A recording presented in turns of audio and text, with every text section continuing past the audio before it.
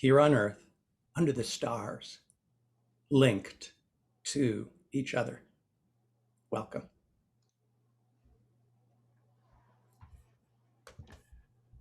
Good morning, and welcome to All Souls Unitarian Church of Indianapolis. I'm John Murphy, serving today as the worship associate for a virtual service that we continue to offer during the ongoing COVID pandemic. We welcome you and invite you to bring with you this morning your whole self and all of your lived experiences as you join us in worship. In a few minutes, we will light a chalice and recite the words of our covenant, which encapsulates what we're all about. We continually renew our promise to live into our covenant. Simply put, our purpose is to put love into action. We come together to support the difficult task of overcoming fear and hatred with love and understanding. Today, in honor of Earth Day on April 22nd, we welcome to the pulpit 3 members of the congregation who are active in promoting environmental justice. Each of them will share a brief reflection on their spirituality in connection with Earth Day. Indra Frank is a lifelong UU and 18-year member of All Souls. She works for the Hoosier Environmental Council on the human health implications of environmental problems. Her hobbies include native plant gardening and solar cooking. Bruce Russell Jane is a 9-year member of All Souls. He and his wife Cece are embracing spring in Carmel as trees and flowers bloom all around their yard. They garden to add beauty and to sequester carbon. They generate power with solar panels on their garage, and they drive an electric car.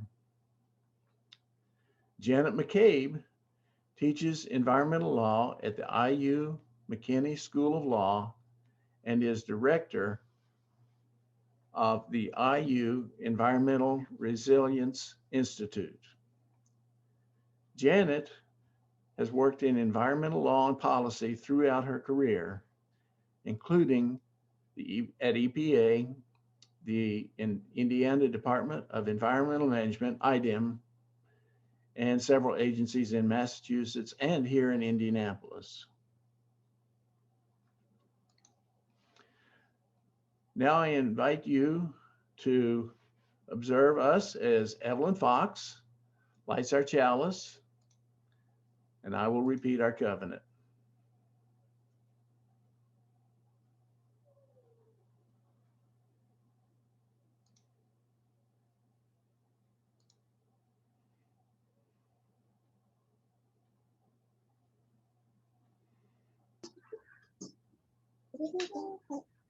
Ready? Here, we're going to do this first.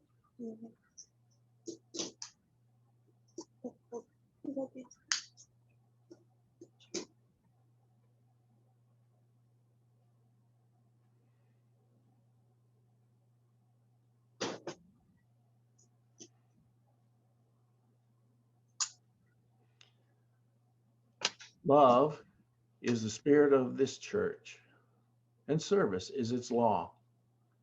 To dwell together in peace, to seek the truth in love, and to help one another.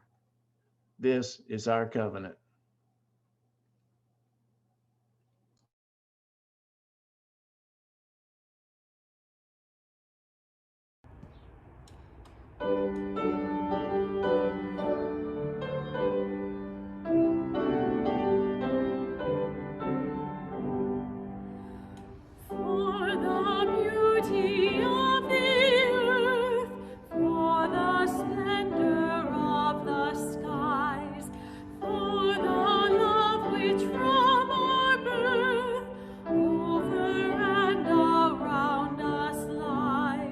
Source of all to thee.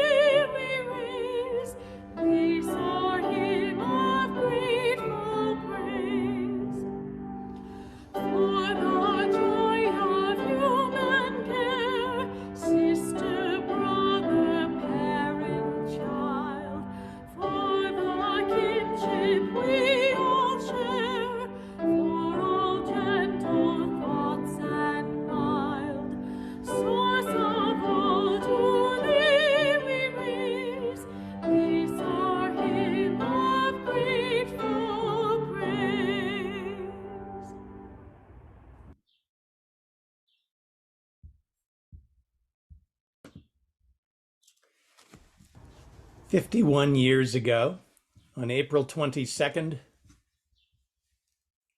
20 million people in the United States stopped their usual routines and participated in a teach-in. It was Earth Day, the first one, 1970. The day was first inspired by a senator from Wisconsin, Gaylord Nelson. He actually called himself a Unitarian, and don't think he ever actually went to a Unitarian church. So the idea of Earth Day quickly became a grassroots movement. It went far beyond anything Senator Nelson had done, or even the organization he started to get people together on Earth Day.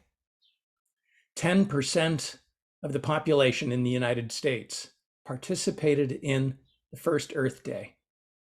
I remember that day. Earth Day was the topic in my Unitarian Universalist Sunday school, just the Sunday before. I remember Earth Day. I also remember pollution. I remember the constant smell of diesel exhaust, the haze that hung in the air most mornings, the polluted Cuyahoga River in Cleveland that spontaneously caught on fire. Earth Day is even more urgent now than it was 51 years ago. We have these crazy things that are happening because of global warming, crazy snowstorms in June and massive hurricanes, terrible droughts. You know all of this. I know that you know all of it because environmental justice is a primary spiritual issue for All Souls. It was 13 years of hard work, 13 years ago, that All Souls began the journey to become a green sanctuary. A green sanctuary designation is something you receive from the Unitarian Universalist Association as a congregation when you've done all of the hard work it takes to do effective environmental justice. The people of this church voted, as is our way when we make decisions as congregations. People voted and put environmental justice at the heart of our life at All Souls. That's what we did when we voted on Green Sanctuary. This week, these last 10 weeks have been complicated for us here in Indianapolis. Some of our people have suffered terribly. The shootings. And there's a connection between environmental justice and those shootings. 3 tragedies, 3 desperate young men doing the shooting. There's a connection between these. And the connection is this: how shall we live? Shall we live as a culture that praises the success of individual great people?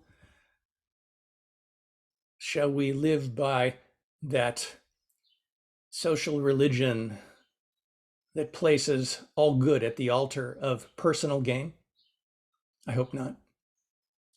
I think our culture forgets too often the words of the Reverend Dr. Martin Luther King. Injustice anywhere is a threat to justice everywhere. We are caught in an inescapable network of mutuality. You're tied in a single garment of destiny. Whatever affects one directly affects all indirectly.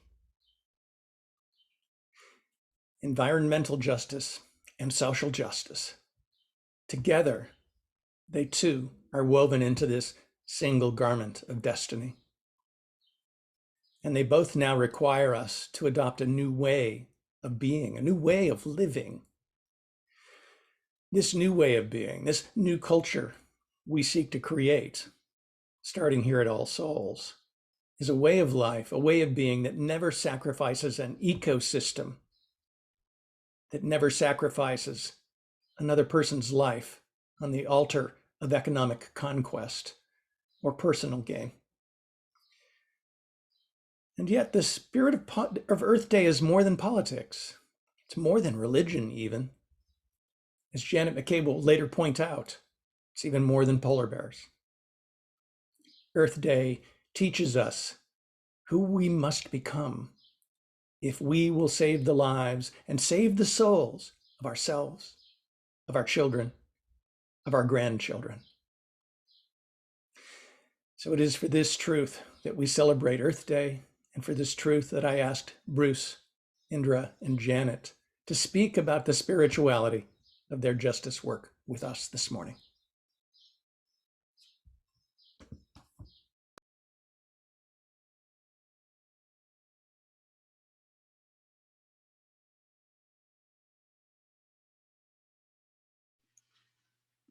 Sarah, I'm having a little bit of an issue with the screen share. Give me 1 second, see if I can fix it before you get started. Sure thing. It might look a little funny today, but I think that looks better now. Okay. Looks good to me. Looks good to me. And we can go right to the next slide, as a matter of fact. I am excited. This is why I love working with Reverend Joel, by the way, because he just tees me up so beautifully for the Time for All Ages. Good morning, everyone. So I want to talk about something very small, so small that it might not even seem very important. But I think that everybody that's looking at it right now probably has opinions about it right off the bat. You know what this is, don't you? It's a dandelion. And what is a dandelion? I can see some of your mouths, but even if I couldn't, I know one thing. Some of you might have said it's a flower, and some of you might have said it's a plant, but most of you said it's a weed. So let's think about that for 1 minute.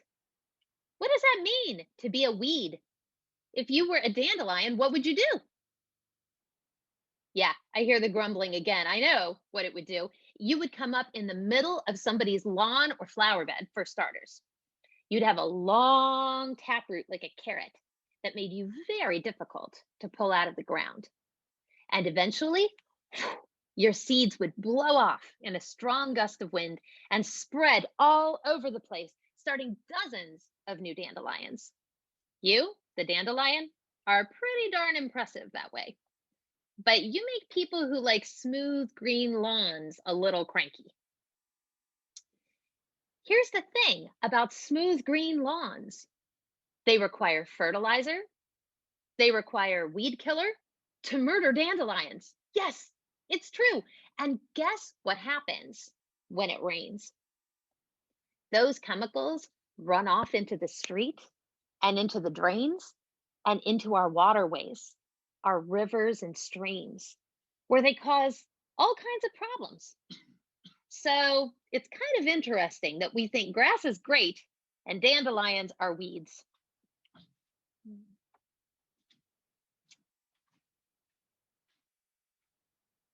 I'll tell you something else you might not know. You can definitely not eat grass, but you can eat dandelions. They're free food.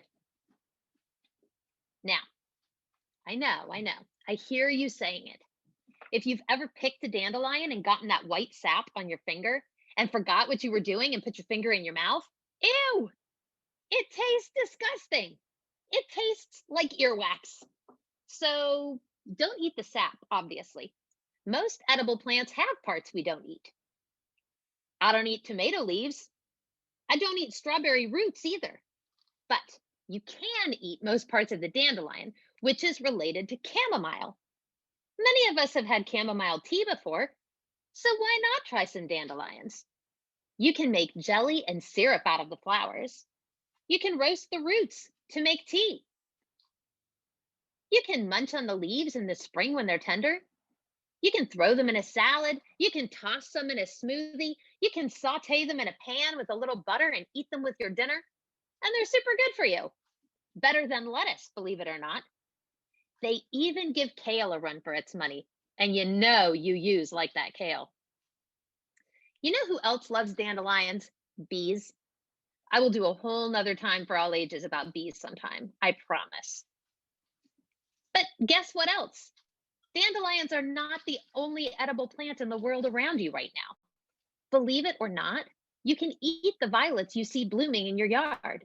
And if you go hiking right now, and see people creeping slowly around under trees with white or peeling bark, they are probably looking for morel mushrooms like these. Now, mushrooms are tricky, so I need to point out that morels should be hollow inside the stems, all the way up, like this. See right there? And they need to be washed and cooked before you eat them. You can also get them checked at your local county extension office if you're not totally sure they're morels. So make sure your grown-ups don't go running off after service and start shoving unknown mushrooms into their mouths, is what I'm saying. Remind them, safety first. But the point is that plants are not just landscape. They're not the cartoon background we're running past on our way to have adventures. So many of the plants around us have a purpose and are useful. We got out of the habit of remembering this because we got used to going to grocery stores instead. But let me tell you something. Last spring, at the beginning of the shutdowns, a lot of us started thinking about where the stuff we use comes from again.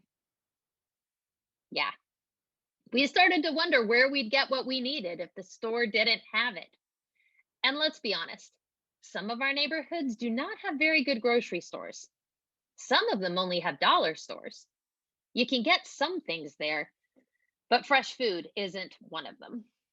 People got very interested in gardening this past year. Vegetables and flower seeds were selling out everywhere. This spring, there were waiting lists to order seeds. Waiting lists! That has never happened before in my entire life.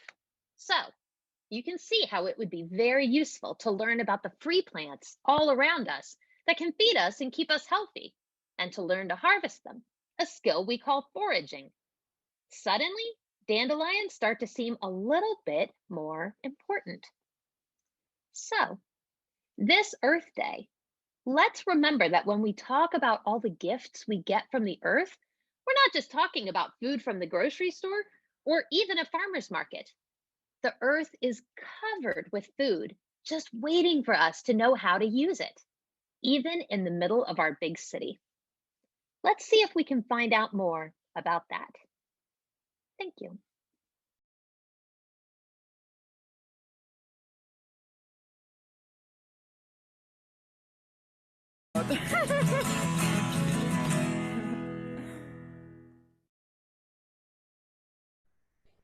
Good morning.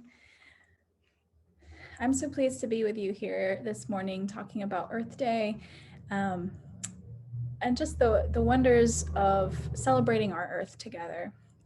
One of the things that Unitarian Universalism means to me deeply, or one of the things about Universalism that I find deeply meaningful, is the language, the interconnected web of all life, of which we are a part. And that means wonderful, beautiful things like dandelions, and it means wonderful things like green sanctuary certifications that put us in community with other people who also care about the earth. But the interconnected web of all life also means that the pain of our friends and our neighbors is also our pain because we are connected. So this morning, for our joys and sorrows section of the service, I want to particularly lift up the names of those shot in this week's FedEx mass shooting. And I also want to stand with our Sikh brothers and sisters here in Indianapolis who are disproportionately affected by this shooting. Samaria Blackwell, Amarjit Sekon, Jasvinder Kaur, Carly Smith, John Weisert. These are the names of the people shot at the FedEx shooting this week. And I also want to stand and invite us to stand together to remember those who are facing disproportionate police violence and gun violence in our country today. As the country watches the Derek Chauvin trial, we remember all of those lost to gun violence, which are deaths of discrimination often. Thank you so much.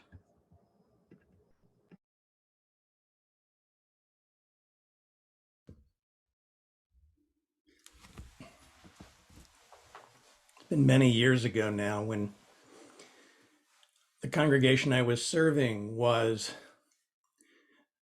creating gardens in a part of the city we lived in. Gardens in neighborhoods where there had not been gardens for a very long time, and younger people who were growing up there, children and even youth, had never really seen where their food came from. It's kind of hard to understand what a farm is, or what food looks like when it comes from the earth, if it comes in a can at the dollar store. So we had these gardens, we were planting, we were growing food, and the children from the neighborhood would come over and help us do the gardening. When it came time to pull the carrots out and give them to folks in the neighborhood, the person who was leading the project pulled a carrot out of the ground, cleaned it off, and offered it to one of the children. And the child said, "What am I supposed to do with that?" And she said, "You can eat it. I washed it off." And the child said, "I'm not going to eat that. It came out of the ground."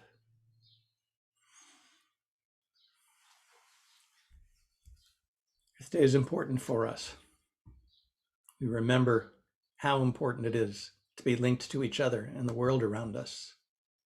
Because when all voices around us are raised in anger, when hate spills into the streets, when lonely souls know nothing but to reach out in harm, sometimes the best thing we can do is return to the earth, nourish the soil, let it become part of our hands. Let the fights over abstractions and who's best and what's right and wrong even just flow away. Let water flow through us. Let earth flow through us. Let soul flow through us like all of these. Let us fill our fingers with dirt, itself the product of rocks worn down by water and air over millions of years. Soil that has been part of the lives of trees and vegetables and animals and humans even.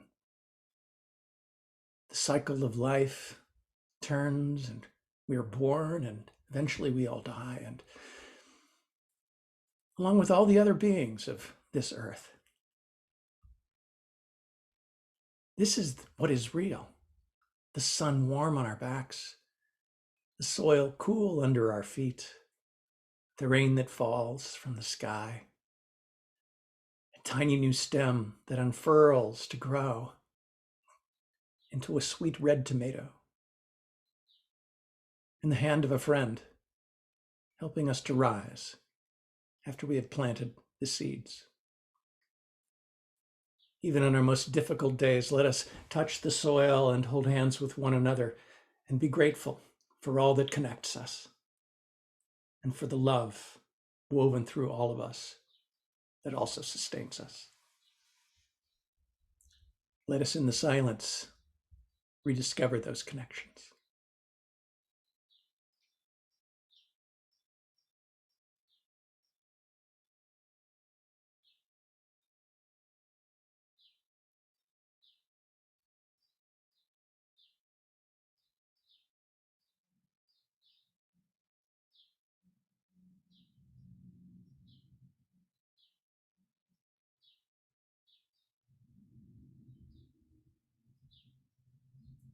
For all that is our lives, we give thanks and say, Amen, so be it. Blessed be.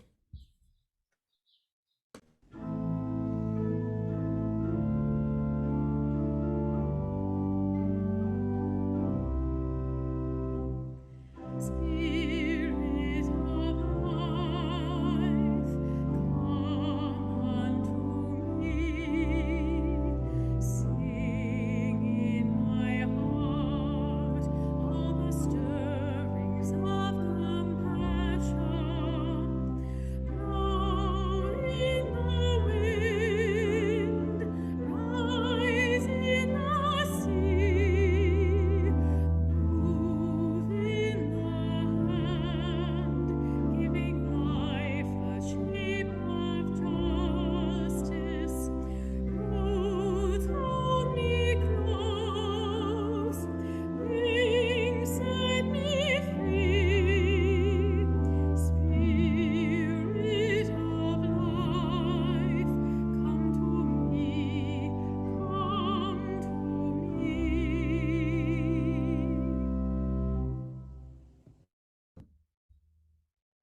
I'm so pleased now to welcome Indra Frank as she shares our first reflection this morning.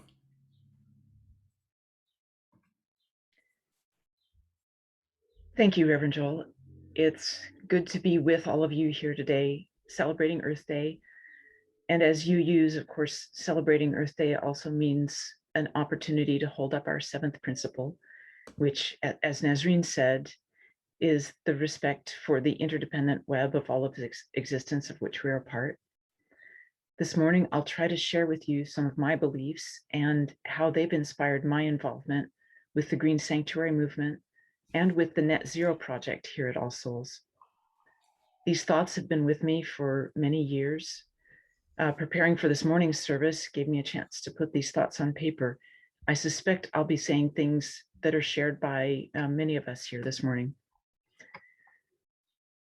I feel deeply connected to the earth as the source of my being. I believe that I am of the earth. I am part of the interconnected web of life on this earth. I have life, and all those I love have life because we are part of the earth's living system. The earth is the source of our lives, and I see that source as an interconnection between the physical and the spiritual. The physical matter from the earth that makes up my body has been part of other living organisms before it came to me. In fact, the physical matter I now borrow has previously been part of infinitely many other living organisms before it became to me. The matter, meaning the carbon, the minerals, the oxygen, that all cycles over and over again through living things, through plants and through animals and through microbes. Our lives are sustained by consuming other living things and incorporating their biochemistry into our own. Our lives are sustained by inhaling oxygen that has been essentially exhaled by plants. All the materials in our bodies that our spirits inhabit previously made up other living things. I believe we simply borrow those materials for the time that we get to live. For myself, after I'm done borrowing these materials and my life is over, I want my material remains to go back to the earth, so the materials may be used again in the next cycle of living beings. I see this cycling as part of the connection between the physical and the spiritual. It's like a form of reincarnation. Along with my sense of the earth as the source of my being, it is also the source of my inspiration. In the earth, I feel like I can sometimes catch glimpses of the sacred. Whatever deity or deities or divine spirit gave matter the properties that make life possible, that spirit or deity is evident in nature. Walking through a forest, listening to birds sing, watching a hawk soar or a deer run, smelling the richness of living soil, seeing the miraculous emergence of spring or the majesty of a mountain range gives me a sense of awe and gratitude that feels religious. So in those two ways, the earth is central to my personal spirituality. The earth is the source of my being, and the earth provides me with glimpses of the sacred.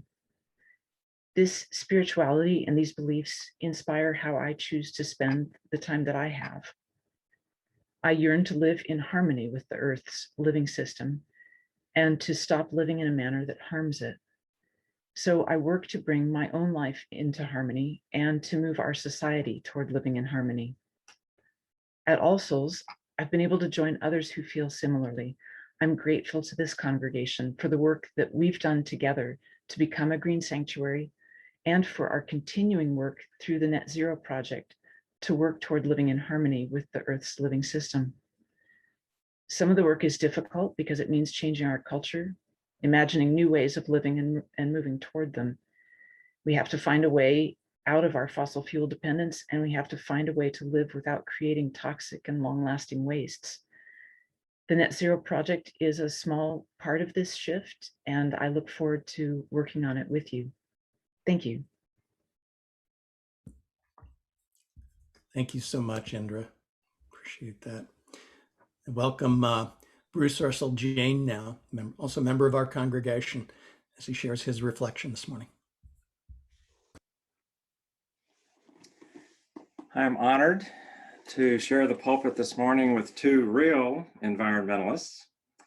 Compared with them, I am an amateur, but I want to share a bit of my evolution as an enviro. I first learned to care for nature in the 1960s when Boy Scouts taught me to love the outdoors and to leave our campsites better than we found them. My Explorer Scout post in rural Kentucky was sponsored by the Soil and Water Conservation District, and we helped farmers stop erosion and financed our outings by planting trees. Over the years, my environmental awareness grew to include more and more issues. In the 70s, while I was working at the Paradise coal-fired power plant, TVA was sued by environmental groups for causing acid rain. My response to that was joining the Sierra Club, which maybe by definition makes you an environmentalist. In the 90s, my then US Senator Al Gore alerted me to the dangers of global warming. More recently, as part of All Souls Green Sanctuary program, we became involved with people of color in our community who have been hurt by environmental injustices. This work brought our congregation's environmentalism together with its anti-racism work. I, like many environmentalists, have evolved from caring about nature, then pollution and climate change, to caring more about the people most affected by it all. All Souls former minister, the Reverend Anastasia Zinke, went to South Dakota in December 2016 to be in solidarity with the Indigenous Environmental Network, protesting the Dakota Access Pipeline crossing Anishinaabe land on the Standing Rock Reservation. Since then, the pipeline construction was halted, then completed and the dirty oil flowed, and then use of it was halted again. And today, the fight continues to stop it altogether. Another fight against the tar sands oil pipeline is being led by Native people at the camp in Minnesota, where they're trying to stop construction of Line 3 going through Ojibwe land. More and more in recent years, we have seen Native Americans on the front lines of climate action, and white environmentalists have been trying to support them. However, some negative experiences at Standing Rock showed us we have much to learn about working together. The modern environmental movement has roots in UU history. Ralph Waldo Emerson's book, Nature, espoused that direct experience with the divine could be attained through intimate interaction with nature.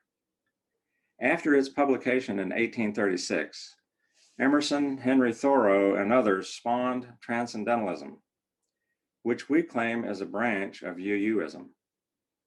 Thoreau, fascinated by Indians' closeness to nature, wrote about them in his classic work, The Maine Woods. He clearly had a great admiration for the way Indians lived, and he perceived in their spirituality a mysticism that appealed to his own transcendentalism. John Muir, father of Yosemite National Park and the Sierra Club, was strongly influenced by Thoreau, and their ideas echo through the environmental movement to this day. But if UUs are proud to point to Thoreau as our forebear, we should also point out that both he and Muir held racist views on Indians common to the social Darwinism of their times. For example, Thoreau wrote, "Who can doubt this essential and innate difference between man and man when he considers a whole race like the Indian inevitably and resignedly passing away in spite of our efforts to Christianize and educate them? The fact is, the history of the white man is a history of improvement, that of the red man a history of fixed habits and stagnation." Ideas like these influenced how white people treated and still treat, quote, Indians, and quote, natural places. So as white liberals look to ally with Native peoples to combat climate change, we must realize there is a long, woeful history between us that can't be thoughtlessly brushed aside, no more than it can be as white people partner with African Americans. The white people who went to the encampment at Standing Rock and the Native people who invited them there, both with good intentions, I am sure, made many mistakes. Now, lessons learned at Standing Rock are being taught in the current campaign to stop Line 3 in Minnesota. The UU Ministry for Earth and others are opening more dialogues with Native peoples and taking small steps toward reconciling our past as we continue the evolution of environmentalism. The learning curve is steep, but the hope is that together we can come up with just solutions to the challenges climate change presents to all of us, and especially to peoples marginalized by white supremacy throughout American history. May this be so. And hey, ain't it great the way Unitarian Universalism continues to bring us new growth opportunities?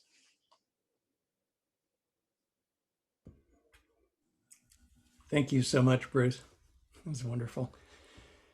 I'm so pleased to welcome Janet McCabe now as she shares her reflection.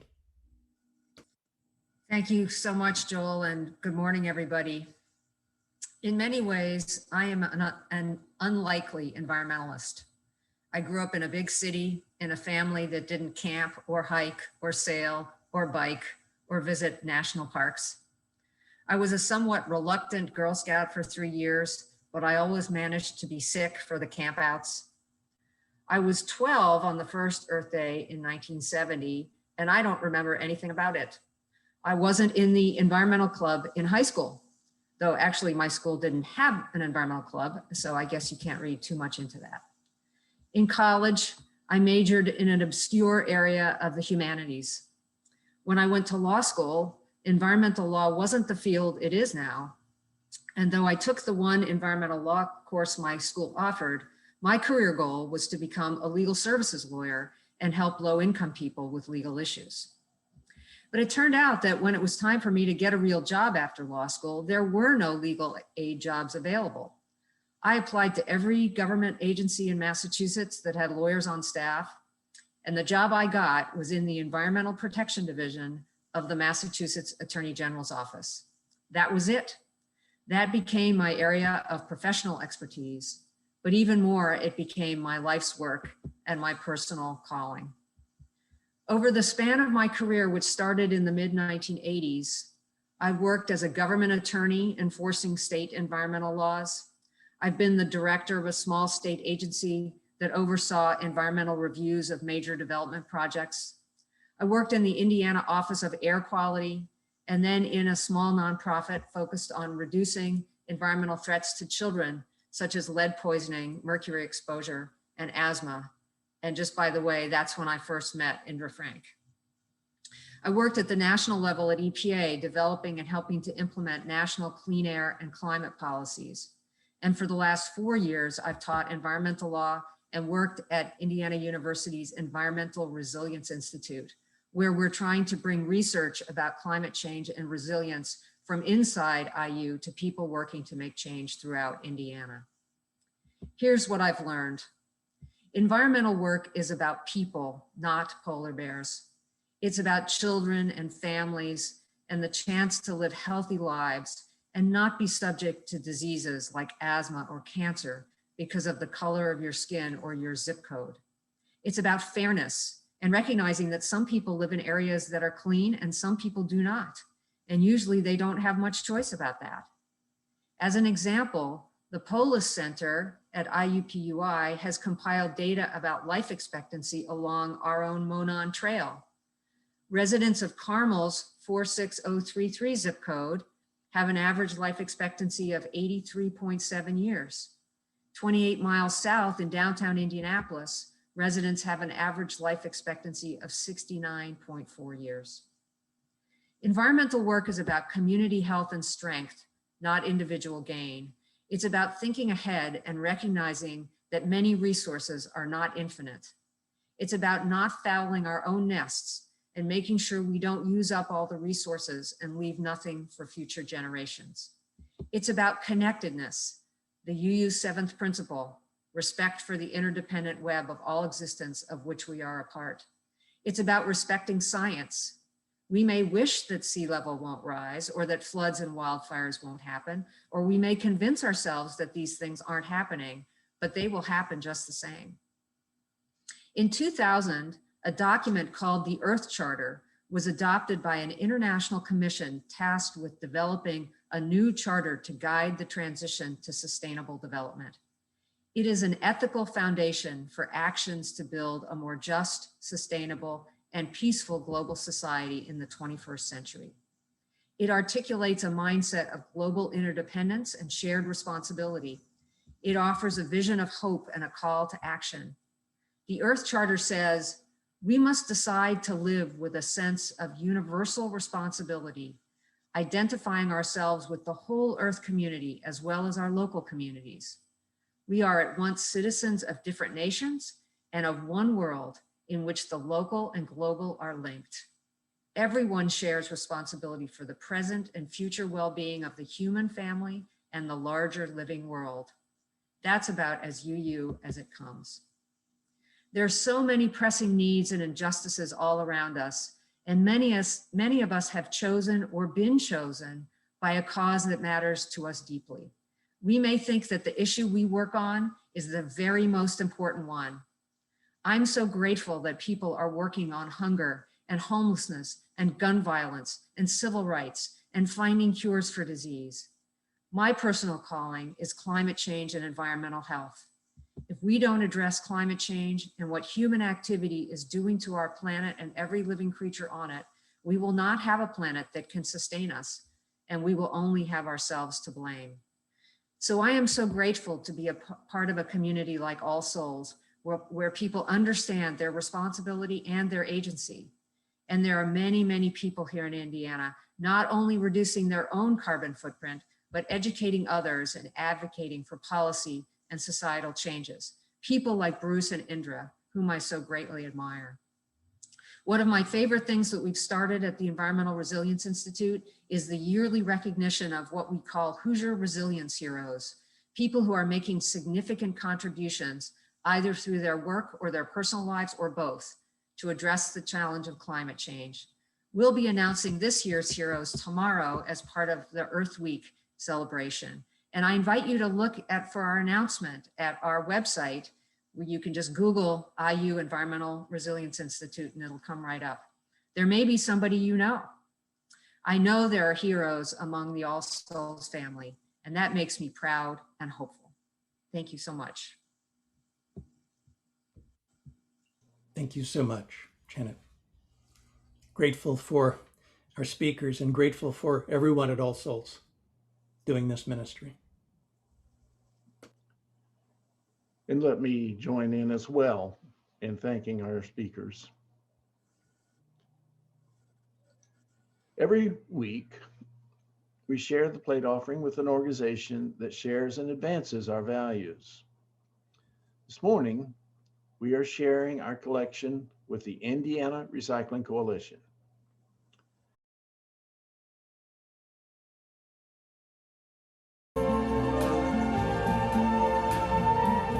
I see trees of green, of blue, red clouds, white.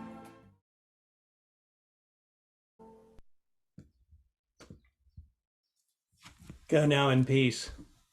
Speak the truth or speak not. Give thanks every day, every moment for this beautiful world. Respect all the beings of this earth, from the rocks to the plants to the insects to the animals, which include us. Care for your bodies. They are wonderful gifts. Live simply. Be of service.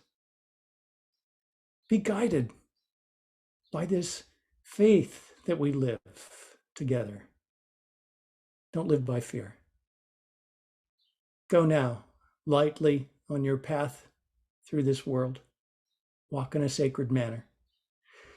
And know we will be together again next Sunday, if not before. Go in peace. Be in peace.